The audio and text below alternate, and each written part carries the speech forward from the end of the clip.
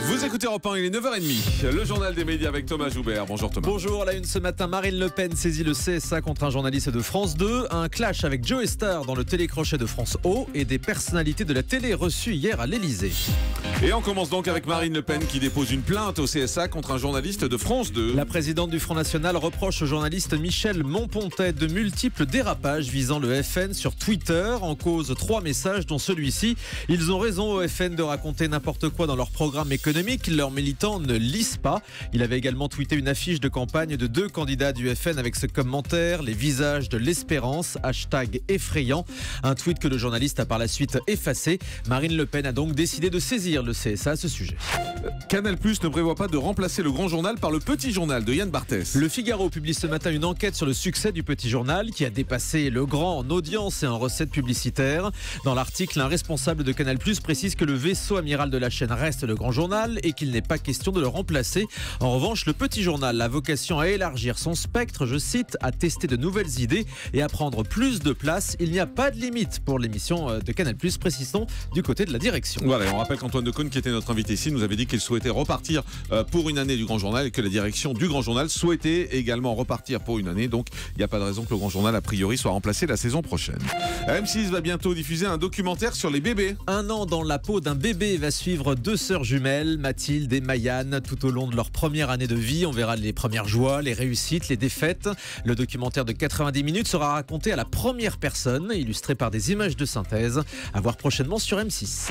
Le tournage du télécrochet de France O, interrompu par un clash entre Joe Star et des candidats. Dans l'épisode de mardi de Talent Street, diffusé en toute discrétion sur France O, le ton est monté. France O est discrète par définition. Oui, c'est un petit peu ça l'idée.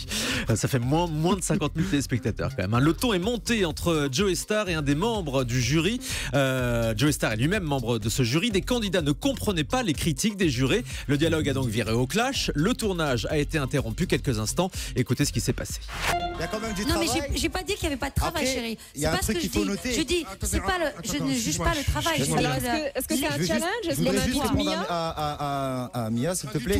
C'est que ça fait 5 mois. moi je t'arrête tout de suite et je je t'arrête réponds à aussi. Mia. Non, attends, je t'arrête aussi. Déjà, s'il vous plaît les gars, vous sentez pas agressé? Il y a un problème là en fait. Il y a un problème.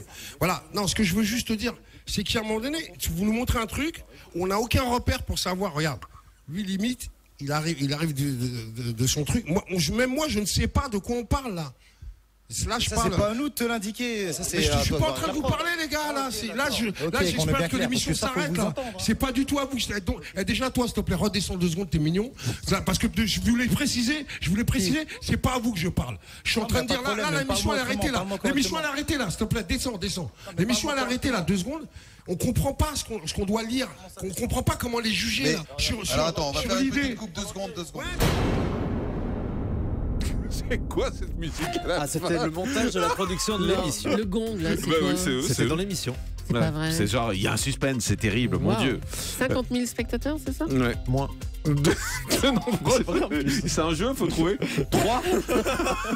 De nombreuses personnalités télé ont été reçues hier à l'Elysée. Notamment toutes les vedettes d'M6, Karine Le Marchand, Stéphane Plaza, Christina Cordula, Faustine Bollard ou Cyril Lignac. Nagui était également présent. Tout ce beau monde réuni pour assister à la remise de la Légion d'honneur par François Hollande à Bibiane Godefroy, l'ancienne directrice des programmes d'M6 qu'on a souvent reçue dans cette émission.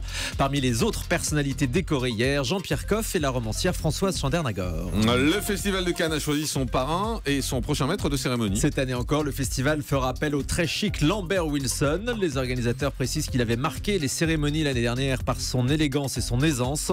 Il reprendra donc ce rôle pour l'ouverture et la clôture du festival du 13 au 24 mai prochain. Des cérémonies à suivre en clair et en direct sur Canal+. Édouard Baird et Sandrine Kimerlin, Attaque Closer et Paris Match. Les 2 magazines ont publié récemment des photos des 2 comédiens qui n'en prêtent une relation amoureuse. L'avocate d'Édouard Baird a précisé que les dommages et intérêts perçus seront reversés à des œuvres caritatives pour aider à la recherche sur Alzheimer et les comédiens dans le besoin. Et puis la jolie Louane est en tête des ventes d'albums cette semaine. Décidément un tout réussi à la jeune artiste. Après avoir décroché un César avec son rôle dans La Famille Bélier, la chanteuse est en Non, mais rien, j'adorais les commentaires de Julie. Incroyable. Bah oui, j'ai dit un petit c'est vrai que c'est incroyable, incroyable. discret, Jean-Marc. Eh ben, figurez-vous que Louane est donc rentrée numéro 1 des ventes d'albums cette semaine. Incroyable. Et elle devance Madonna dans le nouveau Wow. disque qui est également sorti la semaine dernière. Incroyable. Ah bah oui. Incroyable. Louane cartonne en ce moment avec ce tube incroyable. J'espère que tu vas souffrir et que tu vas